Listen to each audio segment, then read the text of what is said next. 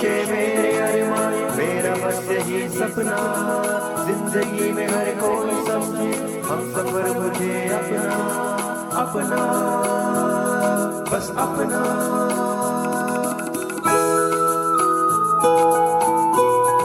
अपना radio 96.9 FM।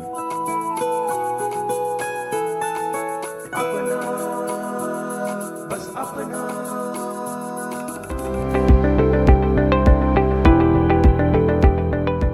दोस्तों नमस्कार, आप सुन रहे हैं अपना रेडियो 96.9 FM और मैं हूं आपका अपना रेडियो साथी उदय शर्मा।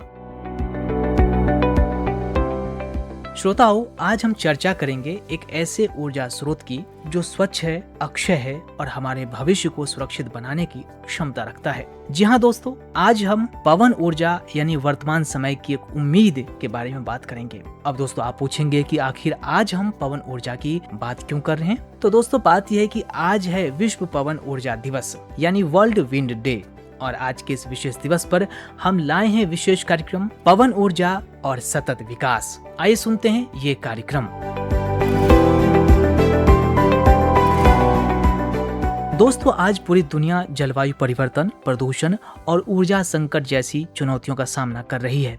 ऐसे समय में पवन ऊर्जा न केवल पर्यावरण संरक्षण का माध्यम बन रही है बल्कि सतत विकास की दिशा में भी महत्वपूर्ण भूमिका निभा रही है। पवन ऊर्जा वो ऊर्जा है जो बहती हुई हवा से प्राप्त की जाती है। आधुनिक पवन चक्कियों या कह लीजिए विंड टर्बाइनों की सहायता से हवा की गतिज ऊर्जा को विद्युत ऊर्जा में परिवर्तित किया जाता है। पृथ्वी पर सूर्य की ऊष्मा के कारण वायुमंडल में तापमान का अंतर उत्पन्न होता है जिससे हवा चलती है। यही प्राकृतिक प्रक्रिया पवन ऊर्जा का आधार है। यह ऊर्जा स्रोत अक्षय है यानी इसे बार बार उपयोग में लाया जा सकता है और इसके समाप्त होने की संभावना नहीं है। इसीलिए दोस्तों आज पवन ऊर्जा वर्तमान समय की ऊर्जा की एक उम्मीद बन गई है। दोस्तों पवन ऊर्जा के अनेक लाभ हैं। सबसे बड़ी बात ये कि इसके उपयोग से कार्बन डाइऑक्साइड और अन्य प्रदूषक गैसों का उत्सर्जन नहीं होता है। इससे पर्यावरण स्वच्छ रहता है और ग्लोबल वार्मिंग की समस्या को कम करने में मदद मिलती है। इसके अतिरिक्त पवन ऊर्जा जीवाश्म ईंधनों पर हमारी निर्भरता कम करती है तथा ऊर्जा सुरक्षा को मजबूत बनाती है। सबसे अच्छी बात यह है कि भारत पवन ऊर्जा उत्पादन के क्षेत्र में विश्व के अग्रणी देशों में शामिल है। तमिलनाडु, गुजरात, कर्नाटक, महाराष्ट्र और राजस्थान जैसे राज्यों में बड़े पैमाने पर पवन ऊर्जा परियोजनाएं संचालित की जा रही हैं। देश में नवीकरणीय ऊर्जा को बढ़ावा देने के लिए सरकार अनेक योजनाएं चला रही है। इसका उद्देश्य स्वच्छ ऊर्जा उत्पादन बढ़ाना और पर्यावरण अनुकूल विकास को प्रोत्साहित करना है। दरअसल सतत विकास ऐसा विकास जो वर्तमान पीढ़ी की आवश्यकताओं को पूरा करे लेकिन भविष्य की पीढ़ियों की जरूरतों से समझौता न करे। पवन ऊर्जा इस लक्ष्य को प्राप्त करने में महत्वपूर्ण भूमिका निभाती है क्योंकि यह स्वच्छ और प्रदूषण मुक्त ऊर्जा प्रदान करती है, प्राकृतिक संसाधनों का संरक्षण करती है, ग्रामीण क्षेत्रों में रोजगार के अवसर पैदा करती है और ऊर्जा की उपलब्धता बढ़ाकर आर्थिक विकास को गति देती है।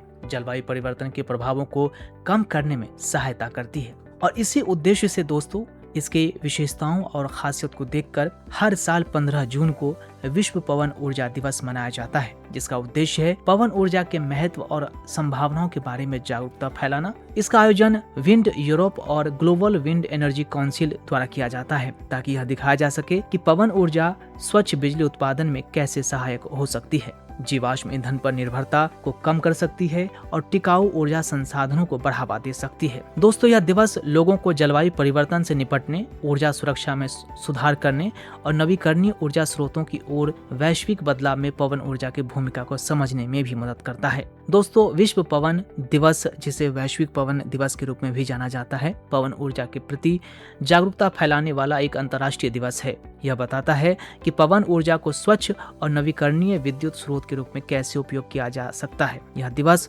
सरकारों, उद्योगों, छात्रों, शोधकर्ताओं और नागरिकों को पवन ऊर्जा उत्पादन के लाभों को समझने के लिए प्रोत्साहित करता है। दोस्तों पवन ऊर्जा तब उत्पन्न होती है जब पवन टर्बाइनों का उपयोग करके चलती हवा की गतिज ऊर्जा को विद्युत ऊर्जा में परिवर्तित किया जाता है। यह दुनिया में सबसे तेजी से बढ़ते नवीकरणीय ऊर्जा स्रोतों में से एक है क्योंकि यह ग्रीन हाउस गैसों का प्रत्यक्ष उत्सर्जन किए बिना बिजली उत्पन्न करती है। दोस्तों, विश्व पवन दिवस की शुरुआत एक यूरोपीय पहल के रूप में हुई और बाद में यह एक वैश्विक अभियान बन गया। यह दिवस पवन ऊर्जा, अपतटीय पवन ऊर्जा, जलवायु अनुकूल बिजली और जीवाश्म ईंधन से स्वच्छ ऊर्जा की ओर बढ़ने की आवश्यकता के बारे में जागरूकता पैदा करने का एक महत्वपूर्ण मंच बन गया है। विश्व पवन दिवस का इतिहास भी पवन ऊर्जा उत्पादन के वैश्विक विकास को दर्शाता है। पहले दोस्तों, पवन का उपयोग मुख्य रूप से जहाजों को चलाने, अनाज पीसने और पानी पंप करने के लिए किया जाता था।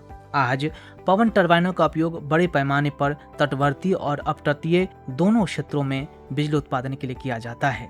दोस्तों, पवन ऊर्जा की महत्व इसलिए है क्योंकि पवन ऊर्जा वैश्विक नवीकरणीय ऊर्जा परिवर्तन का एक प्रमुख हिस्सा बन गई है। देश कार्बन उत्सर्जन को कम करने, ऊर्जा सुरक्षा में सुधार करने और अपने बिजली मिश्रण में नवीकरणीय ऊर्जा स्रोतों की हिस्सेदारी बढ़ाने का प्रयास कर रहे हैं। यह स्वच्छ और नवीकरणीय ऊर्जा के बारे में जागरूकता बढ़ाता है। यह जीवाश्म ईंधन पर निर्भरता को कम करने में पवन ऊर्जा उत्पादन की भूमिका पर प्रकाश डालता है और यह जलवायु परिवर्तन के शमन में भी सहायक है।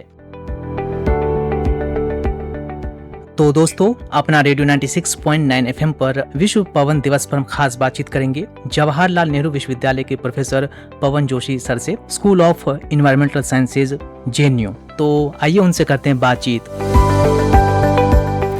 प्रोफेसर पवन सर, आपका अपना रेडियो 96.9 एफएम में स्वागत है। जी नमस्कार, आपका बहुत बहुत धन्यवाद। तो सर, आज हम सभी मना रहे हैं विश्व पवन दिवस। तो सबसे पहले हम आपसे जानना चाहेंगे कि विश्व पवन दिवस क्या है और इसका क्या उद्देश्य है? जी, आपके सभी श्रोतागणों को मेरा नमस्कार और विश्व पवन दिवस की विशेष शुभकामनाएं। यदि हम देखें तो वैश्विक स्तर पर वैश्विक पवन ऊर्जा परिषद ने सन 2007-8 के लगभग एक विशेष दिवस की परिकल्पना की और ये माना गया कि हम जून के महीने में विश्व पवन दिवस को मनाया जा सकता है और जिसका मुख्य उद्देश्य ये रखा गया कि जो पवन ऊर्जा है के प्रति लोगों को जागरूक करना कि ये बहुत ही महत्वपूर्ण ऊर्जा है और किस तरह से हम विश्व भर में लोगों को स्वच्छ और टिकाऊ ऊर्जा के लिए प्रोत्साहित कर सकते हैं। इस बात में चर्चा की गई और यह देखा गया कि यदि हम वार्षिक रूप से इस तरह के दिवस मनाएं, हम अवश्य ही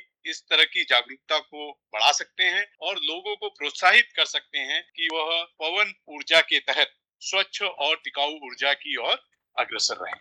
जी, ये जो पवन ऊर्जा है, हम देखते हैं कि पूरी दुनिया ऊर्जा के लिए जो है परेशान है, नए नए जो तरीके खोजे जा रहे हैं। तो पवन ऊर्जा या नवीकरणीय ऊर्जा के स्रोत जो हैं, ये इतना महत्वपूर्ण आखिर क्यों हो जाता है? देखिए, हम किसी भी तरह के संसाधनों की बात करें और विशेषकर संसाधन जो ऊर्जा से जो कनेक्टेड हैं, तो हम ये देखते हैं कि ये सीमित हैं, विश्व भर में ये सीमित हैं और जिस गति से या जिस दर से हम संसाधनों का या ऊर्जा संसाधनों का इस्तेमाल कर रहे हैं, कहीं ना कहीं आने वाले समय में यह मानवता के लिए और मनुष्य के अस्तित्व के लिए ये बहुत बड़ी चुनौती हो। साथ ही विश्व भर में जलवायु परिवर्तन पर परिचर्चा हो रही है और पिछले दशक से बहुत सारे ऐसे उदाहरण आए हैं जहां हम समझ पा रहे हैं कि जलवायु परिवर्तन के नाते विभिन्न प्रकार के डिजास्टर्स हम लोग एक्सपीरियंस कर रहे हैं। तो एक मिटिगेशन ऑप्शन ये है कि हम कहीं ना कहीं अक्षय ऊर्जा या रिन्यूएबल एनर्जी की ओर मूव करें और जो हमारा फॉसिल फ्यूल पे जो डिपेंडेंस है उसको हम लोग कम करें। जब भी हम इस बात के लिए देखते हैं तो उसमें दो चीजें हमारे समक्ष आती हैं।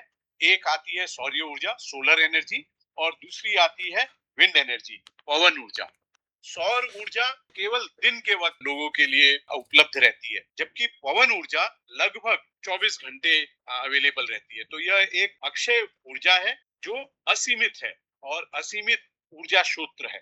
और कहीं ना कहीं जब हम बिजली उत्पादन की बात करते हैं या इस ऊर्जा के इस्तेमाल की बात करते हैं, तो ये जो हमारे फॉसिल फ्यूल्स होते हैं उनके जैसे ये प्रदूषण नहीं करती है।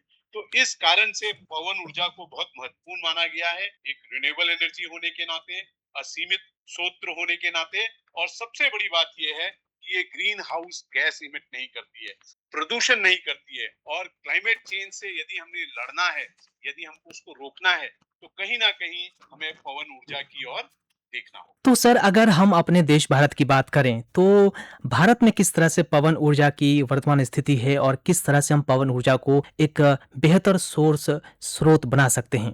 देखिए, भारतवर्ष ने जब भी कॉप्स में जलवायु परिवर्तन के ऊपर चर्चा रही तो भारत ने ये एक अपना एक टारगेट रखा जी। कि हम अक्षय ऊर्जा की ओर शिफ्ट करेंगे, रिन्यूएबल एनर्जी की ओर शिफ्ट करेंगे और कहीं ना कहीं 500 गीगावाट का एक टारगेट रखा गया। और ये बहुत अच्छी बात है कि ये 2030 के लिए इस तरह का टारगेट रखा था और हमने बहुत जल्द ही उसको अचीव कर लिया है। यदि उस पूरे अक्षय ऊर्जा में देखें तो उसमें एक बहुत इंपॉर्टेंट पार्ट जो है वो पवन ऊर्जा, और आज की तारीख में हमारे पास जो क्षमता है वो 56 गीगावाट की है जो अभी प्रैक्टिकली जो इस्तेमाल हो रही है। जबकि हम पोटेंशियल जब देखते हैं तो हमारी कहीं ना कहीं 130 से लेके 140 गीगावाट की क्षमता है भारत की पवन ऊर्जा की। तो विश्व भर में यदि हम देखें तो प्रमुख पवन ऊर्जा उत्पादक जो देश हैं उनमें हम शामिल हैं। हमारा स्थान कहीं चौथे या पांचवें दर्जे में आता है जो पवन ऊर्जा का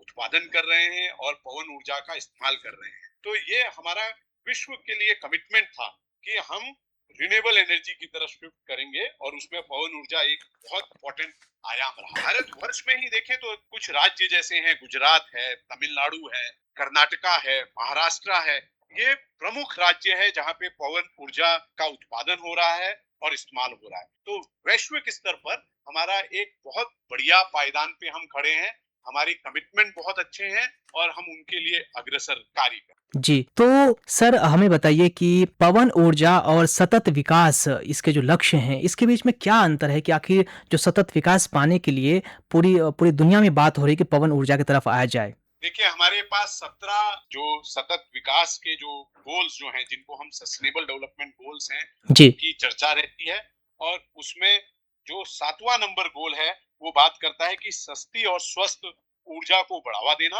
और जो 13वां है सस्टेनेबल डेवलपमेंट गोल वो बात करता है कि कहीं ना कहीं हम क्लाइमेट एक्शन की ओर हम रहें, जलवायु कार्रवाई की ओर रहें और सतत विकास में अपना योगदान दें। तो इस परिप्रेक्ष्य में यदि आप पवन ऊर्जा को देखें तो ये अपने में बहुत बड़ा कंट्रीब्यूटिंग फैक्टर है कि अगर हमें सस्टेनेबल डेवलपमेंट गोल्स को अचीव करना है या सतत विकास की ओर योगदान देना है या बढ़ना है तो हमें कहीं ना कहीं जो आपकी अक्षय ऊर्जा होती है उसके ओर मुड़ना होगा और उसमें पवन ऊर्जा बहुत इंपॉर्टेंट है। और जैसा कि मैंने पहले भी बोला कि जब हम जलवायु परिवर्तन की बात करते हैं ग्रीन हाउस गैसेस की बात होती है और पवन जो ऊर्जा है उसके इस्तेमाल से हम पर्यावरण का संरक्षण कर सकते हैं क्योंकि इसमें ग्रीन गैसों का उत्सर्जन में बहुत कमी होती है और साथ के साथ जो वायु प्रदूषण जो होता है या जो हमारा कार्बन फुटप्रिंट जो होता है उसको घटाती है और कार्बन डाइऑक्साइड का कंट्रीब्यूशन को घटाती है। तो ये जीवाश्म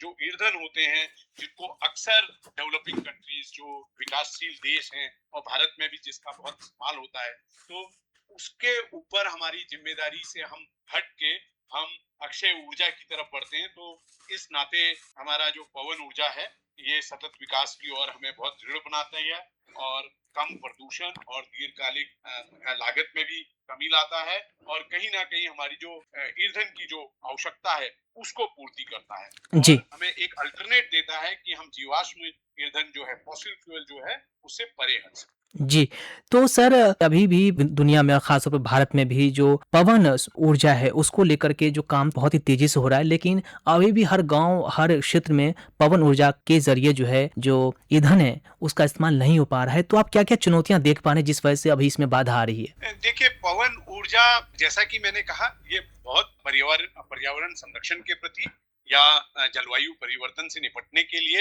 एक अहम भूमिका निभाती है, लेकिन इसकी कुछ चुनौतियां भी। ये इसके लिए भूमि अधिग्रहण करना एक बहुत बड़ी चुनौती है और जिस तरह के लोकतंत्र में हम रहते हैं हमें उसके लिए एक अच्छे नियम चाहिए और अच्छे इम्प्लीमेंटेशन चाहिए। यदि हम किसी तरह से भूमि अधिग्रहण कर भी लें तो जो इससे ऊर्जा जो उत्पन्न जो हो रही है उसको ग्रिड में कनेक्ट करना एक अपने में बहुत बड़ी समस्या है, जिसके लिए विज्ञान और जो नियमावली के अनुसार काफी कार्य किए जा रहे हैं। लेकिन आज की तारीख में भी जब हम समझ रहे हैं कि भारत के लिए बहुत महत्वपूर्ण है, हमारी ऊर्जा सुरक्षा को मजबूती प्रदान करेगी और ये एक अपने में स्वच्छ ऊर्जा है जो हमें हमारे नेट जीरो प्रयासों के लिए बहुत सहायक होगी।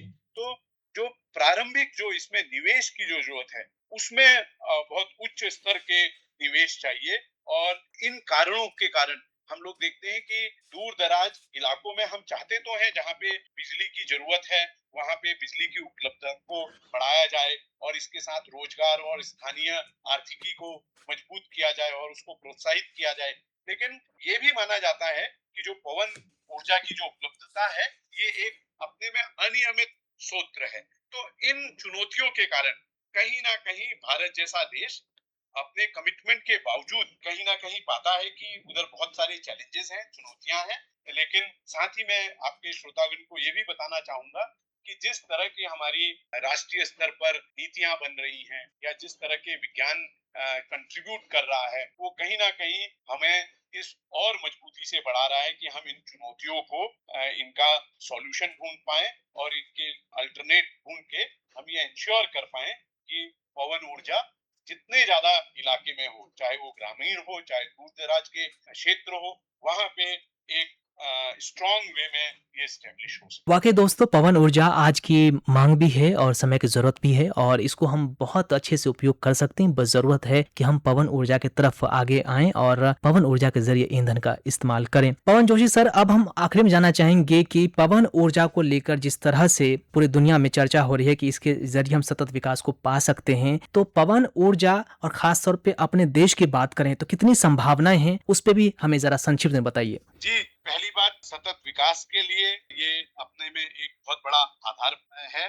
जब हम देश की बात करते हैं, जैसे कि मैंने बताया कि जो हमारी उच्चतम क्षमता जो आंक ली गई है आज की तारीख में वो लगभग 132 गीगावाट है और उसमें से हमने 56 गीगावाट ऑलरेडी हमने अचीव कर लिया है। और हम ये भी देख रहे हैं कि बहुत सारे प्रदेश ऐसे हैं बहुत ही बढ़िया ढंग से इसकी भूमिका निभा रहे हैं और उसके फलस्वरूप विश्व भर में हमारा कहीं ना कहीं रैंक चौथे और पांचवें नंबर में है। और हम ये भी मानते हैं कि हमारे देश में बहुत सारे संस्थान ऐसे हैं, जैसे इंडिया मेट्रोलॉजी डिपार्टमेंट है, जैसे CSIR की लैब्स हैं, नेशनल एरोनॉटिकल लैब्स हैं और जो राज्य स्तर पर जो एनर्जी डेवलपमेंट एजेंसीज जो हैं वो कहीं ना कहीं अपने सारे सोर्सेस को यूज कर रहे हैं कि वो अक्षय ऊर्जा की तरफ बढ़े और उसका अधिक इस्तेमाल करें। इन परिप्रेक्ष्यों में जब मैं देखता हूं तो मैं ये मानता हूं कि भारत एक बहुत मजबूत कड़ी है विश्व भर में पवन ऊर्जा को इस्तेमाल करने का उदाहरण पेश करने के लिए।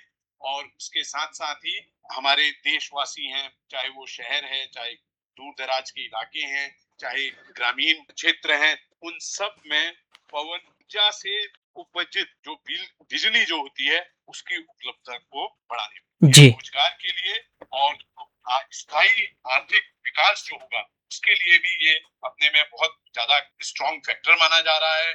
और जिस तरह की हमारी नीतियां हैं और जिस तरह का हमारा नेतृत्व है देश में, वो इन चीजों को प्रोत्साहित कर रहा है कि एक हम विकसित भारत के साथ साथ एक हम जो आत्मनिर्भर भारत की जो हमने कल्पना की है उसको हम अचीव कर सकें।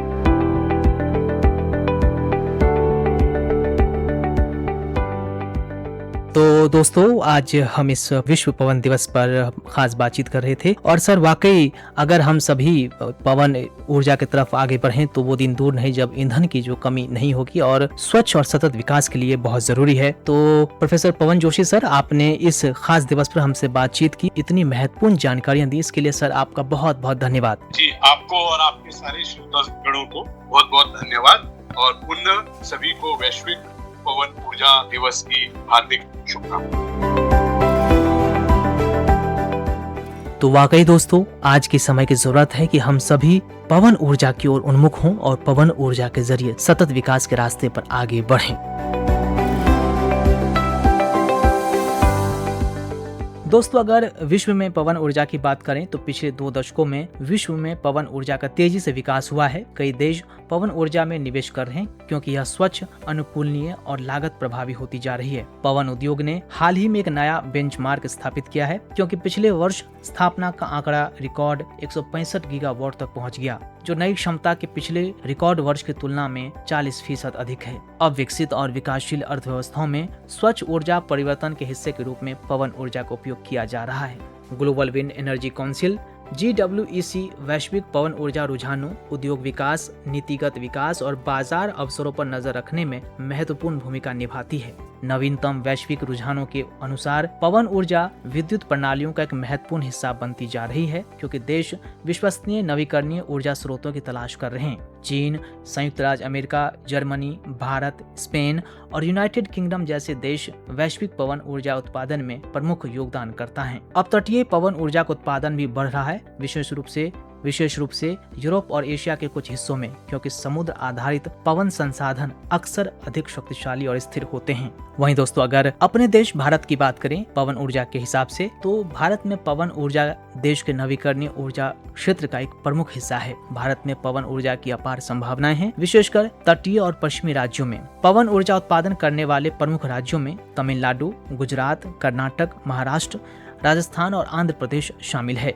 चीन, अमेरिका और भारत ने पवन ऊर्जा की नई क्षमता में वृद्धि का नेतृत्व किया है, जिसका मुख्य कारण तटवर्तीय पवन ऊर्जा की उच्च मांग थी। वैश्विक स्तर पर साल 2026 में 57 देशों में 28,395 पवन टरबाइन स्थापित किए गए और अब 138 देश पवन ऊर्जा से संचालित है, जिससे कुल वैश्विक क्षमता 1,299 गीगावाट हो गई है। भारत का पवन ऊर्जा क्षेत्र ऊर्जा सुरक्षा को बढ़ावा देने, कार्बन उत्सर्जन को कम करने और स्वच्छ ऊर्जा लक्ष्यों की ओर बढ़ने में सहायक होने के कारण बेहद महत्वपूर्ण है। पवन ऊर्जा उत्पादन से घरेलू विनिर्माण, रोजगार और हरित अवसंरचना में निवेश को भी प्रोत्साहन मिलता है। भारत ने मुख्य रूप से गुजरात और तमिलनाडु के तटों पर पवन ऊर्जा की अपार संभावनाओं की पहचान की है। हमारे देश भारत में पवन ऊर्जा को नवीकरणीय ऊर्जा स्रोतों में विविधता लाने और भूमि आधारित परियोजनाओं पर दबाव कम करने में मदद कर सकती है। हालांकि इन परियोजनाओं के लिए भारी निवेश, मजबूत बंदरगाह अवसंरचना, ग्रिड कनेक्टिविटी, पर्यावरण संबंधी मंजूरी और उन्नत प्रौद्योगिकी की आवश्यकता होती है।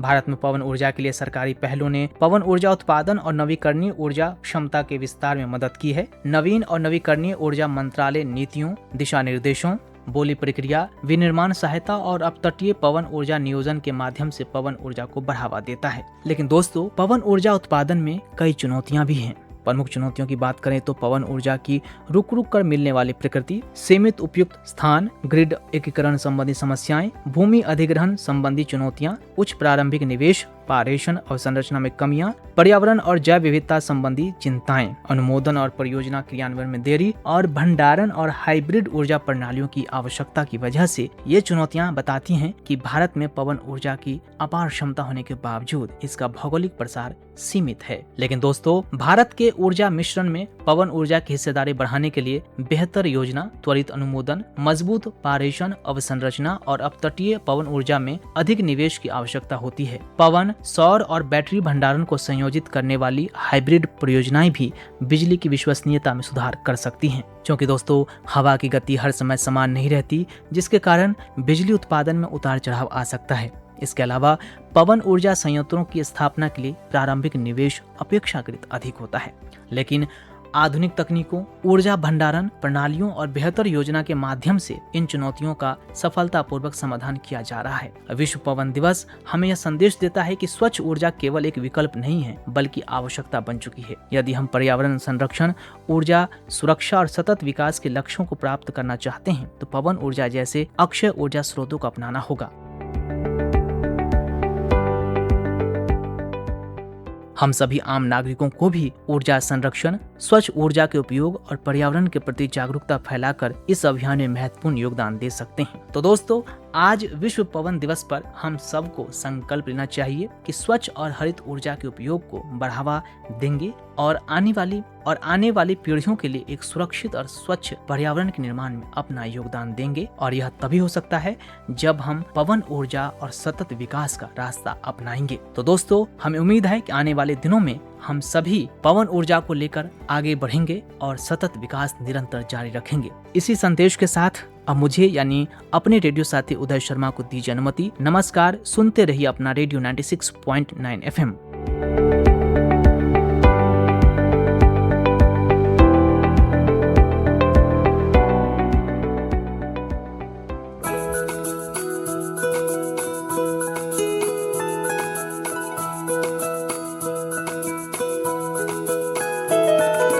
मेरी ख्वाहिशें, मेरे अरमान, मेरा बस यही सपना, जिंदगी में हर कोई समझे हम सफर मुझे अपना, अपना बस अपना।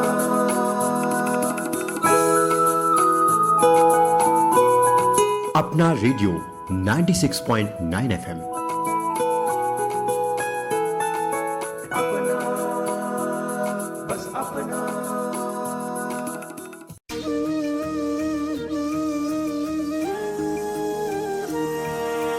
नए नए कदमों पर नई नई उम्मीदें, इस शहर को हम हरियाली की चूनर पहनाए। नए नए कदमों पर नई नई उम्मीदें, इस शहर को हम हरियाली की चूनर पहनाए। छोटी मोटी कोशिशें बदलेगी जिंदगी, हम आने वाले कल को खुशियों से महकाए। एक एक शाखों पर फूलों सा खिलता अपना देवास, हम सब मिलकर इस मिट्टी का कर्ज चुकाए। एक पौधा आज हम भी लगाए, एक पौधा आज हम भी लगाए, एक पौधा आज हम भी लगाए, एक पौधा आज हम भी लगाए।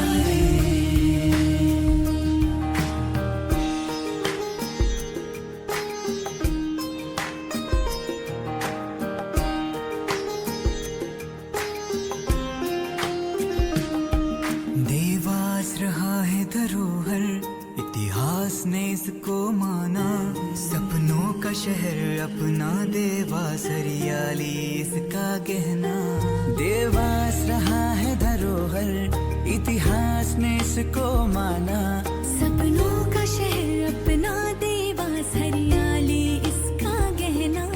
पेड़ों से है सारी दुनिया, दुनिया से है इंसान। इस रिश्ते को हम तुम मिलकर मजबूत बनाए। एक पौधा आज हम भी लगाए, एक पौधा आज हम भी लगाए, एक पौधा आज हम भी लगाए, एक पौधा आज हम भी